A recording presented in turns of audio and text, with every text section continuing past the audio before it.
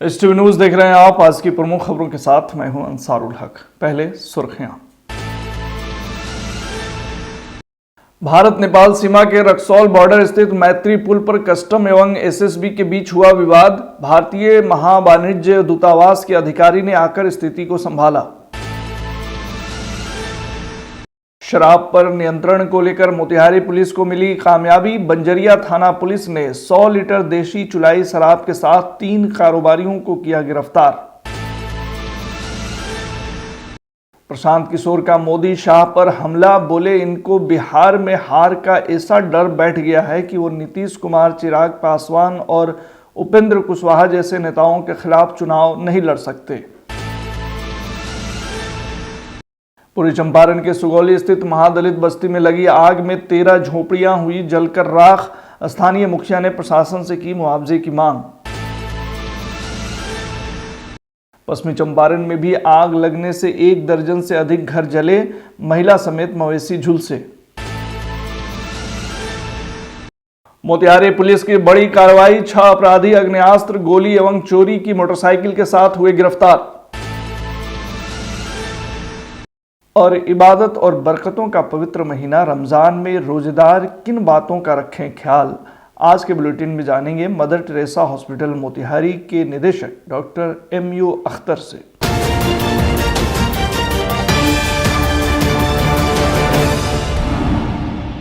भारत नेपाल सीमा के रक्सौल बॉर्डर स्थित मैत्री पुल पर आज कस्टम व SSB के बीच विवाद उत्पन्न हो गया। जानकारी के मुताबिक यह विवाद मैत्री पुल पर SSB द्वारा हेल्प डेस्क लगाने को लेकर शुरू हुई, जिसमें कस्टम के साथ स्थानीय लोग भी इसका विरोध करने लगे। विवाद बढ़ता देख भारतीय महावाणिज्य दूतावास से कौंसुल शैलेंद्र कुमार ने आकर स्थिति को संभाला। कस्टम व SSB के बीच बैठक कर यह निर्णय लिया गया कि मैत्री पुल पर सिर्फ 2 महिला बटालियन के बल रहेंगे, जो सादा वर्दी में यात्रियों की सहायता करेंगे। वहीं कस्टम के पीछे SSB की टीम रहेगी, जो संदिग्ध व्यक्तियों पर नजर रखेंगे। इस निर्णय के बाद विवाद शांत हो सका। वहीं इस बीच आपको बता दें कि बीते दिनों भारत नेपाल के नागरिकों द्वारा उच्चाधिकारियों से यह शिकायत की गई थी कि मैत्री पुल पर SSB के द्वारा एक वाहनों की चेकिंग के चलते लंबी जाम की समस्या हो जा रही है, जिसके बाद खुद SSB महानिरीक्षक पंकज दरार ने आकर निरीक्षण कर मैत्री पुल से SSB के जवानों को हटाने का निर्देश दिया था। मोतिहारी पुलिस को एक बार फिर बड़ी कामयाबी मिली है। मोतिहारी की केसरिया थाना पुलिस को राजपुर कोठी चौक पर सूचना मिली कि कुछ व्यक्ति हथियार से लैस होकर किसी बड़ी घटना को अंजाम देने हेतु एकत्रित हुए थे, लेकिन उनके मंसूबे पर पानी फिर गया।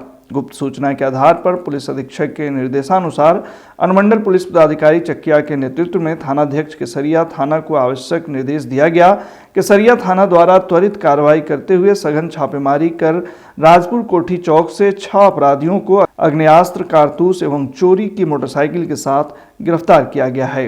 इस संदर्भ में केसरिया थाना में कांड दर्ज कर आगे की कार्रवाई की जा रही है। जाकर छापेमारी किया गया। छापेमारी के दौरान 6 अपराधकर्मी अवैध आग्नेयास्त्र एवं चोरी की मोटरसाइकिल के साथ, चोरी के 2-3 मोटरसाइकिल के साथ रंगे हाथ गिरफ्तार किया गया। गिरफ्तार अभियुक्त का नाम विकास कुमार, भोला कुमार, यश सिंह, कुंदन कुमार, गोलू कुमार, सुमन कुमार। और जो सामान बरामद हुआ है छापेमारी के दौरान, उसमें देसी कट्टा 1, जिंदा कारतूस 4, 3 मोबाइल और मोटरसाइकिल 4, जिसमें केसरिया थाना कांड संख्या 7624 में चोरी गई और में जो चोरी हुई थी वो मोटरसाइकिल भी बरामद किया गया।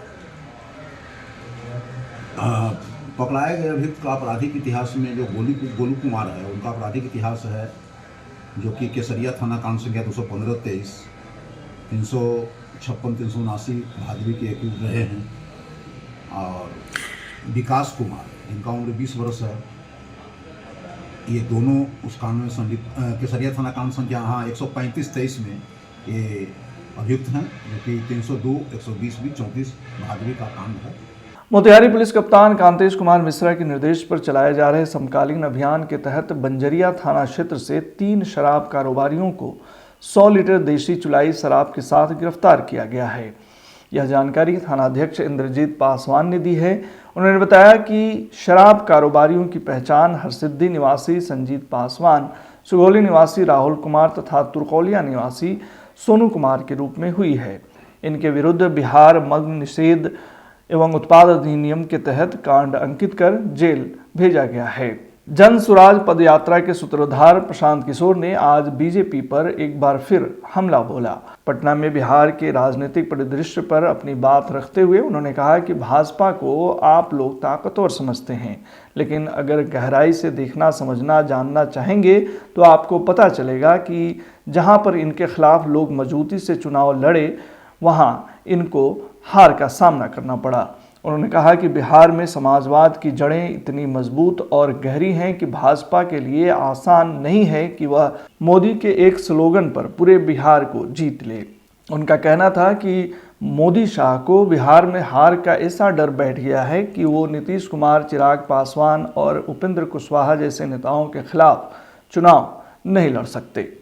जिस भाजपा को आप लोग इतना ताकतवर समझते हैं, यह देश मान रहा है, अमित शाह, मोदी वगैरह, अगर आप इनको गहराई से, करीब से अगर देखना, जानना, समझना चाहेंगे तो आपको पता चलेगा कि जहां पर इनके खिलाफ लोग या राजनीतिक दल खड़े होकर मजबूती से चुनाव लड़े और इनको हरा दिया, वहां पर कभी इनकी हिम्मत नहीं हुई फिर से खड़ा होकर चुनाव लड़ने की। तो बिहार वो भूमि है जब 2015 में अमित शाह और मोदी अपने सारे प्रयास के बावजूद उनको सफलता नहीं मिली, और वो जो डर है वो इतना बड़ा डर है हारने का। जब आपको ज्यादातर जगह पर आसान जीत मिलती है तो कहीं पर जब आप हार जाते हैं तो आप उससे डरते बहुत ज्यादा है। तो कहीं ना कहीं भाजपा को ये डर है, भाजपा की लीडरशिप को, कि बिहार की जो राजनीतिक मैं कहूंगा पृष्ठभूमि है, यहाँ का जो सोशल फैब्रिक है, जो यहाँ समाजवाद की जड़ें हैं, वो इतनी मजबूत हैं या इतनी गहरी हैं कि भाजपा के लिए इतना आसान नहीं है कि पूरे बिहार को अपने एक मोदी के स्लोगन पर जीत लिया जाए। ऐसा उनको लगता है। सच्चाई क्या है ये तो भगवान जाने, लेकिन ऐसा उनको लगता है। इसीलिए वो इस तरह के गठबंधन, जैसे नीतीश कुमार के लिए अभी कुछ महीना पहले आकर यही अमित शाह ने मंच से खड़े होकर कहा कि बिहार की जनता, एक एक आदमी सुन लीजिए, चुनाव से पहले या बाद किसी भी हालत में नीतीश कुमार को वापस नहीं लिया जाएगा। इनके लिए भाजपा के दरवाजे हमेशा के लिए बंद हैं। वही अमित शाह जो इतनी बड़ी बड़ी बात बोलते हैं, ये लोग दावा करते हैं हम 400 सीट जीतेंगे। नीतीश कुमार जैसा आदमी जो कि बिहार में रहने वाला साधारण राजनीतिक समझ रखने वाला आदमी भी जानता है कि नीतीश कुमार के राजनीतिक वजूद बिहार में अब कोई बहुत मजबूत नहीं है। ये उनके राजनीति का अंतिम दौर है, लेकिन अगर वो भी वापस आ रहे हैं तो भाजपा को उसको मानने, स्वीकार करने में कोई दिक्कत नहीं है। तो एक इसकी वजह यह है कि बिहार की राजनीतिक भूमि को भाजपा इतना आसान मानती नहीं है। चाहे वो चिराग हो, उपेंद्र कुशवाहा हो, मांझी हो, नीतीश हो, चाहते हैं कि जितने लोगों को साथ में रखें ताकि ये खतरा ना हो कि कहीं 40 में 2-4-5 सीट का नुकसान हो जाए। पूर्वी चंपारण के सुगौली प्रखंड स्थित पजियरवा चौक के नजदीक महादलित बस्ती में लगी आग में 13 झोपड़ियां जलकर राख हो गईं। आग की लपटों और पछुआ हवा के जोर के सामने किसी की नहीं चली और देखते ही देखते 13 गरीब लोगों के घर जलकर खाक हो गए। हालांकि आग लगने की सूचना पर सैकड़ों की संख्या में ग्रामीण मौके पर दौड़कर जरूर पहुंचे, लेकिन सब बेबस होकर सिर्फ देखते रहे। वहीं सूचना पर थाना की मिनी फायर ब्रिगेड घटनास्थल पर पहुंची और आग बुझाने का प्रयास किया गया, लेकिन उसका पानी जल्द ही खत्म हो गया। तब बड़ी फायर ब्रिगेड बुलाने की मांग की गई। इस बीच जिनके घर जल रहे थे वे बाहर अपना आशियाना जलते बेबस होकर देख रहे थे। घटना गुरुवार की दोपहर की है। आगलगी का कारण बिजली का शॉर्ट सर्किट बताया गया है। पंचायत के मुखिया अशोक पासवान ने बताया कि आगलगी में दर्जन भर से अधिक महादलितों के घर जल गए। उनका सब कुछ खत्म हो गया है और अब वे खुले आसमान के नीचे आ गए हैं। अब उनके सामने खाने पीने रहने की समस्या बन गई है। प्रशासन यथाशीघ्र उनके लिए उचित व्यवस्था करे। आग लाग गई, बहुत लोग शॉर्ट कट से आगी लागल बा, ये लोग के कहना बा। और दूसरा बात बा कि लगभग कई गो घर जल गइल बा? 14-15 गो। 14-15 गो घर जल जी। कथी कथी घर में रख घर में लोग के किस्ता के पैसा उठा के धैले रह लोग धान चाउर कपड़ा लाता रह बकरी चेर गहना वहना भैंस वैंस सब रह सब जर गइल बा। ये लोग के किस्ता के पैसा उठा उठा धैले रह लोग और ये लोग के गहना गुड़िया अनाज पानी सब कुछ घरे में रहलक। कुछ लोग निकाल ना पैलक सब ऐसे ही छोड़ के भाग गइल बा लोग। पूरा फूस के घर रहलक। अब यहाँ केहू लोग घर वाला लोग पहुँचल नहीं, केहू लोग भाग गइल बा ना। तो हमारा सरकार से यह मांग बा जे लोग के महादलित बस्ती 6 नंबर वार्ड में आग लागल बा पासवान जी लोग के घर में। हमारा सरकार से यह मांग बा कि ये लोग के मुआवजा दी, ये लोग के रहेला घर बनवा दी, ये लोग के खाए ला पैसा दी, ये लोग के शादी संबंध रहा लड़की के सब सामान खरीद के घर में धैल लोग। ये सब के नुकसान बा। हमार श्रीपति ना हो कथी कथी जरल बा घर में हमार सब सामान जल गल बिछौनो एगो नहीं के बाटल सारा सामान जल गई सब ही इनकर बेटा कैसे आग लगल कथी कथी जरल बा सब सामान से जल गल बाटे पेटी उटी दाल चावल और सब जल गल पूरा यही लगल जल बाटे 40,000 रुपया रह गयो पूरा अनाज पानी बोर बर्तन बोर चावल कपड़ा सब चले में पड़े कैसे ईटा गिरावे लगा भवन सामान निकालने के मौका। उधर पश्चिमी चंपारण से भी आगलगी की खबर है। खबर के मुताबिक मझौलिया प्रखंड क्षेत्र के रतनमाला पंचायत के वार्ड नंबर 10 में गुरुवार की दोपहर अचानक आग लगने से 1 दर्जन से अधिक घर जलकर राख हो गए। आग इतनी भयावह थी कि आग पर काबू पाने के लिए 3 फायर ब्रिगेड की जरूरत पड़ी। इस आगलगी में 3 बकरी जलकर मर गई तथा एक गाय के साथ एक महिला सहित 3 झुलस गए। झुलसे हुए लोगों को एम्बुलेंस के सहारे अस्पताल लाया गया, जहां उनका इलाज चल रहा है। इस संदर्भ में अंचलाधिकारी राजीव रंजन कुमार ने बताया कि सूचना प्राप्त हुई है। संबंधित कर्मचारी को भेजकर क्षति का आकलन कर पीड़ितों को हर संभव सहायता उपलब्ध करा दी जाएगी। आग लगा तो तब कहाँ थे? हम तो दुकान पर थे। क्या क्या जला है? इसमें बहुत सारे सामान जला है, खाने की सामग्री से लेकर कपड़ा लता बिछावन और A to Z सारा सामान इसमें जल गया, कुछ भी नहीं निकला है इसमें। अचानक आग लग गया। अचानक बकरी माल जाल को क्षति हुआ है। इसमें लाखों रुपए का उसमें सामान था, वो सब जल कर राख हो गया। और इसलिए यहाँ पर 5-7 घर है, सब घर जल गया, उसमें सब किसी का क्षति हुआ है। इबादत और बरकतों का पवित्र महीना रमज़ान चल रहा है। इस महीने में मुस्लिम समाज के लोग पूरे दिन रोज़ा रखते हैं और मगरिब के वक्त इफ्तार करते हैं। रोज़ा रखना हर इंसान पर फ़र्ज है। वैसे लोग जो किसी मर्ज से ग्रसित हैं वे डॉक्टरों की सलाह से रोज़ा रख सकते हैं। रोज़ेदार किन बातों का रखें ख्याल, आइए जानते हैं मदर टेरेसा हॉस्पिटल मोतिहारी के निदेशक डॉक्टर MU अख्तर के साथ। अभी जो ये रमज़ान का मुक़द्दस महीना चल रहा है, ये मुसलमानों के लिए बहुत ही पवित्र माना जाता है। इस महीने में हर बालिग मर्द और औरत को महीने के 30 रोज़े रखने हैं और इस रोज़ा को रखने का कुछ नियम और तरीक़ा है कि कैसे हमारा रोज़ा पाक साफ़ हो, शुद्ध हो।